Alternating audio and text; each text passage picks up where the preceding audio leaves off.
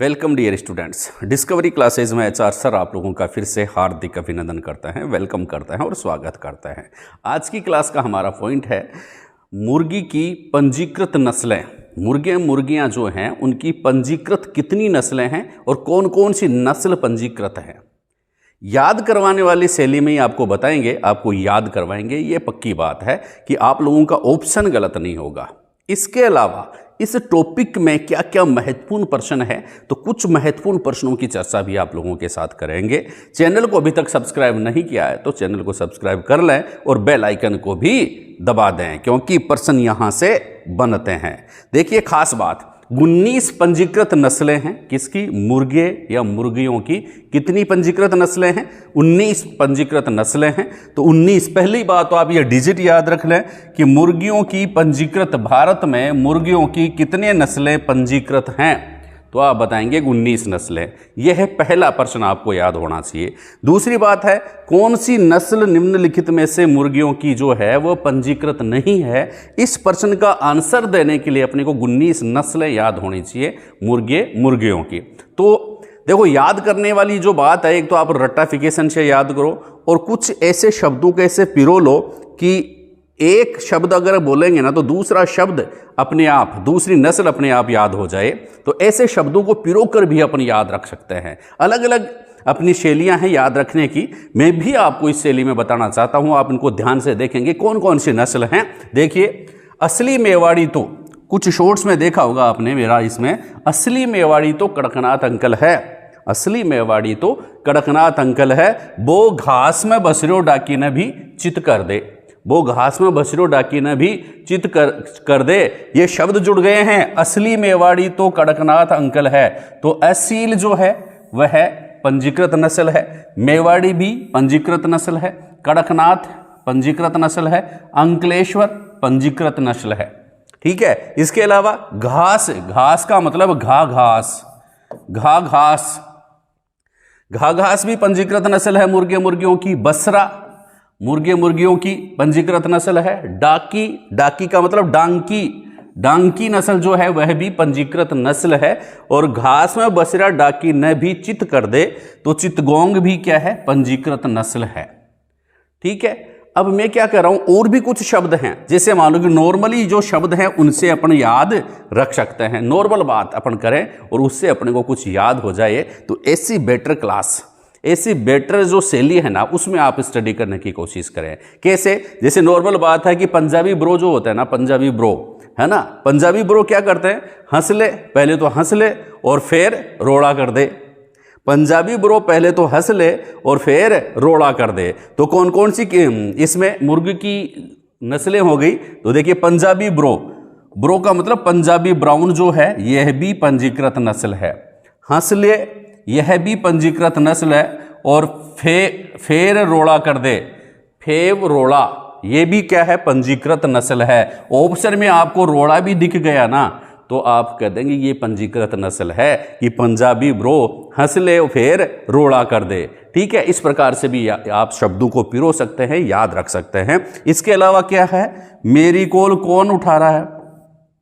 मेरी कोल कोना उठा रहा, मेरी कोल कोन्या उठा रहा, मेरी कोल कोई रिसीव नहीं कर रहा है। और हेली चेरी निकोबीर हरी गठा डोथी गिर, हेली चेरी निकोबीर हरी गठा डोथी गिर, ये सब क्या है? मुर्गियों की पंजीकृत नस्ल है। तो पहली संभावना यह है कि इनके नाम जो है आपके याद रहें। इनको 2-3 बार आप बोलेंगे, आपके ये शब्द जो पिरोए हुए हैं ये आपको याद हो जाएंगे। अब देखिए कौन सी नस्ल कहां से संबंधित है। देखिए, पहली बात है असली मेवाड़ी कड़कनाथ अंकल है। तो एसील कहां की है? मध्य प्रदेश की। एसील मध्य प्रदेश की है। मेवाड़ी उदयपुर की। ठीक है। मेवाड़ी जो नस्ल है वह उदयपुर राजस्थान से संबंधित है। तो प्रश्न यहां से निकल करके आता है कि राजस्थान की एकमात्र मुर्गियों की पंजीकृत नस्ल कौन सी है? तो आंसर क्या आना चाहिए? मेवाड़ी। और मेवाड़ी का कहां से संबंधित है? उदयपुर से। बढ़िया प्रश्न बनता है। नेक्स्ट और देखेंगे, कड़कनाथ, एकदम कड़कनाथ है। असली मेवाड़ी तो कड़कनाथ अंकल है। कड़कनाथ भी कहाँ पर है? मध्य प्रदेश में। मतलब असील और कड़कनाथ, असील कड़कनाथ ये दोनों कहाँ हैं? मध्य प्रदेश में है। और खास बात देखिए, अंकलेश्वर गुजरात में है। अंकल गुजरात का, ठीक है, मोदी अंकल गुजरात का, याद रख सकते हैं। अंकलेश्वर गुजरात की पंजीक है। घाघास कर्नाटक की पंजीकृत नस्ल है। बसरा महाराष्ट्र की है। बसरा महाराष्ट्र, बसरा कहाँ की है? महाराष्ट्र की है। फिर डांकी आंध्र प्रदेश की है। घास में भसरियो डाकी ने, घास मतलब घाघास कर्नाटक, घास में नाटक करते हैं, घास में नाटक करते हैं, याद हो जाएगा, घाघास कर्नाटक की नस्ल है। बसरा महाराष्ट्र, बसरा महाराष्ट्र में बसरियो है, महाराष्ट्र में बसरियो है, तो बसरा कहाँ की है? पंजीकृत नस्ल महाराष्ट्र की। फिर डाकी कहाँ का है? डाकी, अरे डाकी है क्या, खा जाएगा क्या? आंधा डाकी आंध्र प्रदेश, याद कर लेंगे, आंधा डाकी आंध्र प्रदेश, आंधा डाकी आंध्र प्रदेश प्रश्न बनता है, याद भी होता है। फिर चित्तगोंग, चित्तगोंग जो है वह चटगांव की, ये कोई ज़्यादा दिक्कत नहीं है, आप याद कर लेंगे। चटगांव जो है वह वेस्ट बंगाल में है। वैसे भी चटगांव का बहुत बार प्रश्न आता है। चटगांव कहाँ पर है? पश्चिमी बंगाल में, ये ध्यान में रखना भाई। Next Punjabi brown, Punjabi bro जो है ना वो हंस ले और फिर रोड़ा कर दे, पंजाबी ब्रो हंस ले फिर रोड़ा कर दे। तो पंजाबी ब्राउन कहाँ पर है? कहाँ? पंजाब का है। हंसली कहाँ से संबंधित है? पंजीकृत नस्ल है बिहार की, हंसली बिहार की, वो तो असली बिहारी है, हंसली बिहारी। हंसली कहाँ का नस्ल है? पंजीकृत नस्ल बिहार की। फेवे रोड़ा, फेवे रोड़ा, रोड़ा ही रोड़ा का होता रही भारत पाकिस्तान का बीच में, किस नस्ल के लिए? कश्मीर। कहाँ से है? फेवा रोड़ा, कश्मीर को लेकर के आपस में रोड़ा होते रहते हैं, फेवे रोड़ा। तो फेवे रोड़ा कहाँ की किस्म है? कश्मीर की है बच्चा, कहाँ की? कश्मीर, ठीक है। फिर मेरो फोन को नहीं उठावे, मेरो कॉल को नहीं उठावे, ठीक है। तो मेरा का मतलब मीरी, मीरी कहाँ की है? असम की। मीरी कहाँ की है? असम की किस्म है, असम की नस्ल है, मेरा असम, मेरी असम, ठीक है। कालस्थी, कोल, कोल से मेरो कोल को नहीं उठावे, तो कोल को मतलब कोलस्थी, कोलस्थी कहाँ की है? आंध्र प्रदेश की। कोलस्थी कहाँ की है? आंध्र प्रदेश की है। फिर नेक्स्ट और देखेंगे, कोनायन, कोना उठावा है, कोनायन कहाँ की है? मणिपुर की। कोनायन मणिपुर। उठावा का मतलब उतारा, उतारा मतलब उत्तराखंड, उतारा मतलब उत्तराखंड। फिर तेलीचेरी, तेलीचेरी कहाँ की है? पुडुचेरी की। निकोबारी कहाँ की है? अंडमान निकोबार की। हरिघटा ब्लेक कहाँ की है? वेस्ट बंगाल की। और डोथीगीर कहाँ की है? असम की। डोथीगीर कहाँ की है? असम की। तो पहली संभावना जो है प्रश्न पूछे जाने की, वो कि कौन सी नस्ल कहाँ से संबंधित है? उतारा उत्तराखंड, कोना मणि, मेरे पास मणि कोना, मनी कोना, ठीक है। तो कोना मतलब कोनापुर, ठीक है। कोनायन, कोनायन कहाँ की है? मणिपुर की। कोनायन कहाँ की? मणिपुर की, याद हो जाता है भैया। उतारा उत्तराखंड की। तेलीचेरी पुडुचेरी, तेलीचेरी पुडुचेरी की है। निकोबारी अंडमान निकोबार की है। हरिघटा ब्लेक वेस्ट बंगाल की है। और डोथीगीर असम की है। डोथीगीर कहाँ की है? असम की है। तो मेरी और डोथीगीर ये दोनों कहाँ की है? असम की हैं। बात समझ में आ गई? उतारी उत्तराखंड की हैं। ऐसे आप लोग पहली संभावना याद रखें, क्योंकि जिस टॉपिक को भी अपन याद करना चाहते हैं ना, उसको पक्का याद करें। क्यों? क्योंकि राग ने अगर कच्चा याद किया ना, ऐसे आधा अधूरा याद किया, अगर प्रश्न वहां से बन गया तो आपने जितनी मेहनत उस टॉपिक पे की थी ना, वह भी खराब हो जाएगी अगर आपने उसका उत्तर गलत किया तो। इसलिए टॉपिक को पूर्णता प्रदान करें, टॉपिक को याद करें तो पूरी तरह से याद करें और उस टॉपिक के ऑब्जेक्टिव भी निकालें, ठीक है। टॉपिक को 2-3 बुक्स में से रीड कर लें, 2-3 बुक्स में से ऑब्जेक्टिव निकालें, खुद से पूछ लें और कोई भी मिले उसको बता दें। टॉपिक क्या हो जाएगा? एकदम तैयार हो जाएगा, ठीक है। फिर हर 5 दिन से उसको क्या करें? रिवाइज कर लें, क्योंकि रिवीजन मस्ट है, वरना सब डस्ट है, याद रखना बच्चा। अब देखिए, पहली संभावना जहां अपन खत्म की है, तो दूसरी संभावना और है भाई। ये तो भारत की पंजीकृत नस्लें थी कितनी? 19। और कौन सी कहां से संबंधित थी वो अपने बताया था। अब एशियाटिक नस्लें कौन कौन सी है? ब्रह्मा, कोचीन, लेगसेन, ब्रह्मा, कोचिन, लेक्शन, ये एशिया से संबंधित। इंग्लिश नस्लें रेड कैप, सक्सेज, कॉर्निश, ऑर्पीगटन, ऑस्ट्रेलेकॉर्प। ठीक है, इंग्लिश क्या रहा है, रेड कैप, लाल टोपी इंग्लिश की। ससेक्स इंग्लिश का शब्द है, कॉर्निश इंग्लिश का शब्द है, ऑर्पीगटन इंग्लिश का शब्द है, ऑस्ट्रेलोकॉर्प ये भी इंग्लिश नस्ल है किसकी, मुर्गे की। और देखिए मेडिटेरियन नस्लें भी हैं, अमेरिकन नस्लें हैं। न्यू हैम्पशायर ये अमेरिकन नस्ल है। न्यू हैम्पशायर कौन सी नस्ल है, अमेरिकन नस्ल है। रोड आइलैंड रेड अमेरिकन नस्ल है। जर्सी ब्लैक, काली जर्सी पहन लो और उसके ऊपर अमेरिकन लिखवा लो, याद हो जाएगा। काली जर्सी पहनो, उसके ऊपर अमेरिकन लिखवा लो, याद हो जाएगा कि ब्लैक जर्सी जो है वो अमेरिकन नस्ल के मुर्गियों की है। ठीक है, बॉय डोंट, कोई भी बॉय जो है, बॉय डोंट, प्लाईमोथ रॉक ये भी किसकी है, अमेरिकन की है। ये चीज़ें परमानेंट हो जाती है जब आप इनका बार बार रिवाइज करते हैं, बार बार रिविजन करते हैं।